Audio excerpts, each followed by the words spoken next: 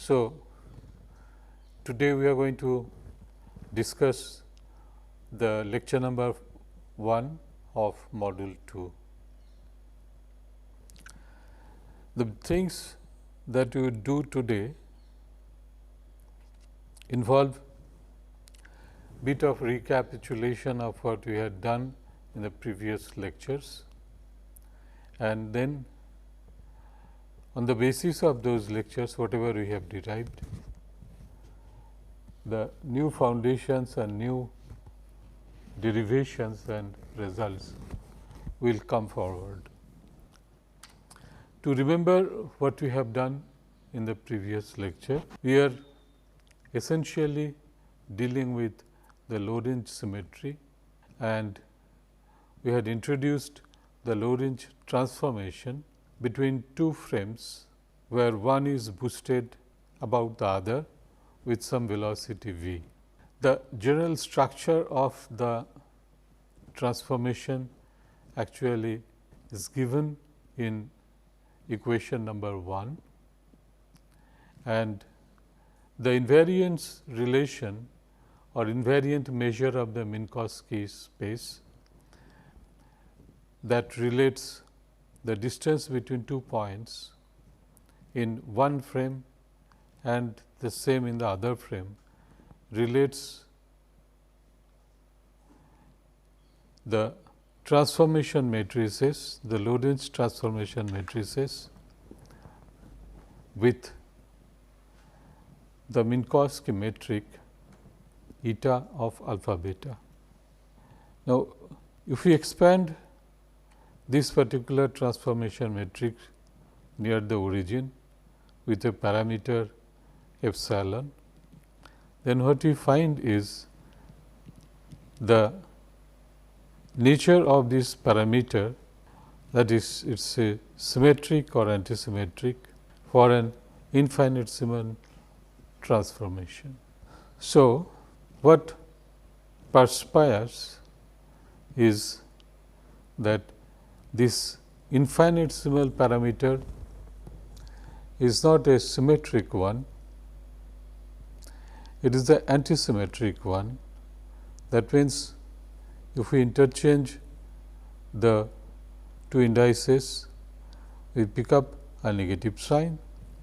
Therefore, all the components where the Lorentz indices are same, they vanish, and we have only 6 parameters to deal with. So, this particular number 6 is important here, as we will see. Now, one can employ this particular relation to see that the change in the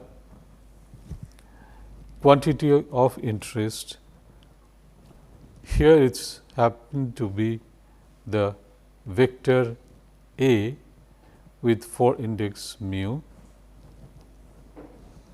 and that is given by epsilon mu nu times A nu, where mu and nu are all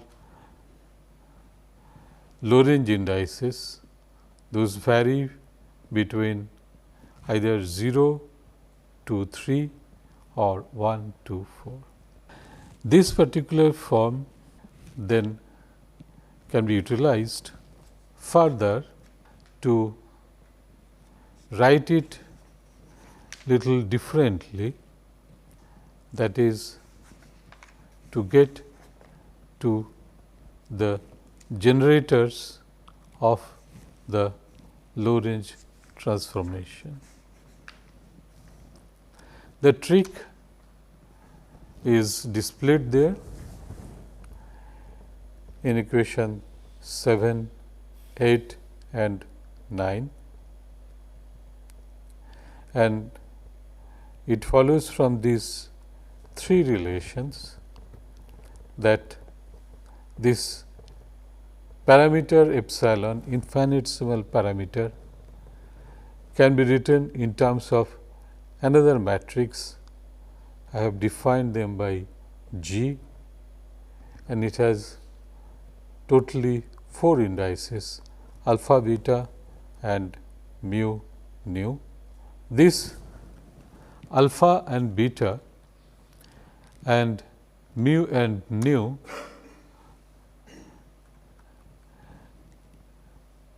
are so fixed that the G is written in terms of the Minkowski metric and the delta functions.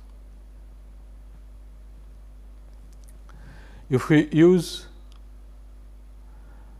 a metric with signature plus 2 and we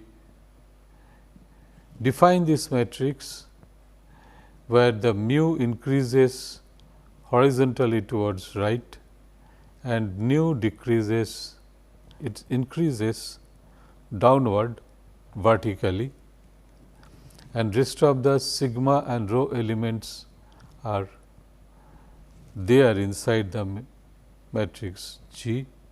So, for each index of sigma and rho, we have a matrix like this, which is 4 by 4.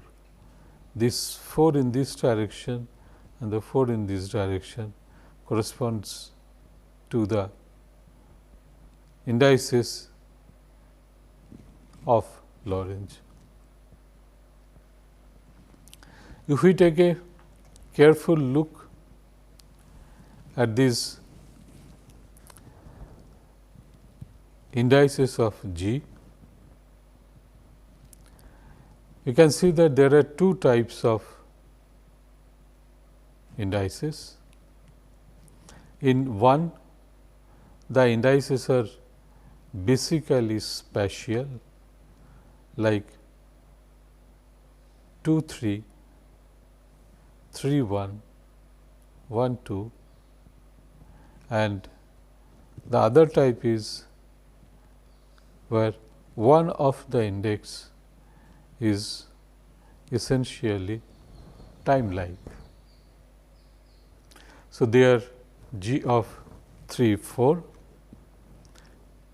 then 1 4 and 2 4. So, this spatial matrix and the temporal type of matrix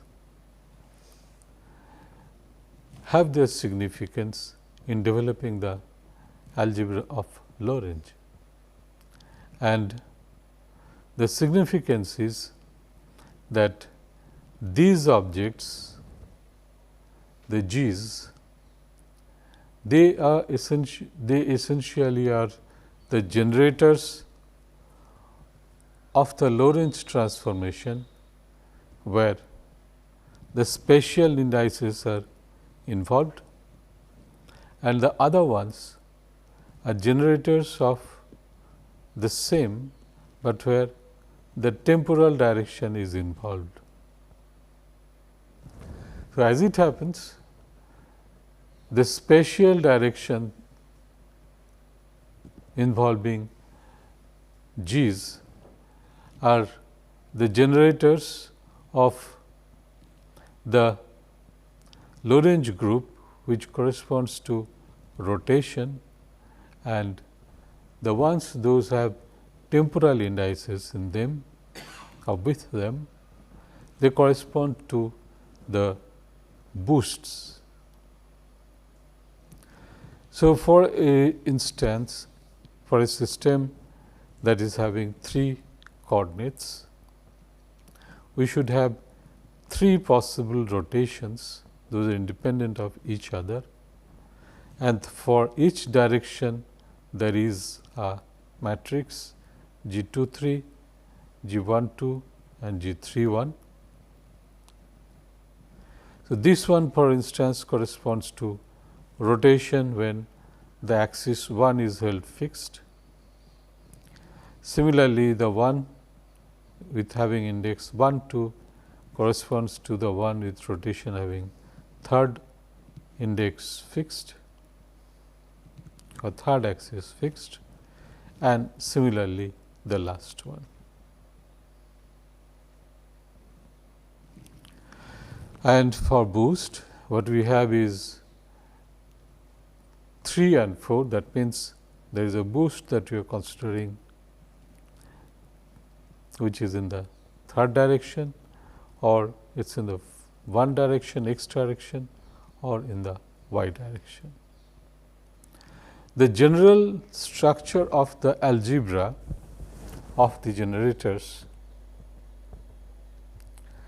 which is given in equation 12, that is displayed right before us. And this particular algebra is in the vector representation of the generators where they reproduce them.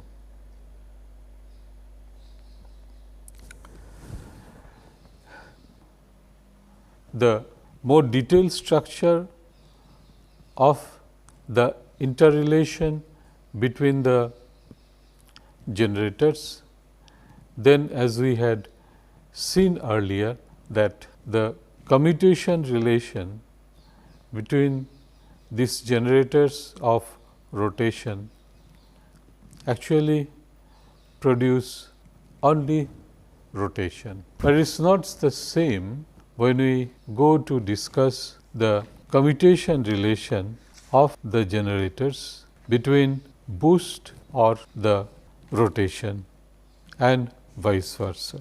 So, what is the upshot of this particular statement? The upshot is that if I have a physical process that involves boosting the system in one particular direction and then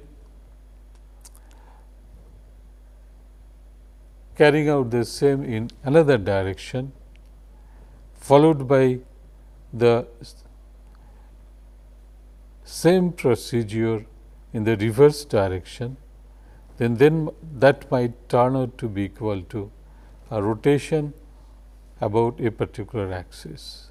This is what is a general upshot of the commutation relations. So,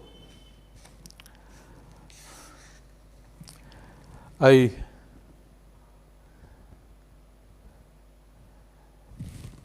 think that with this algebra, which is the Lorentz algebra I have displayed here,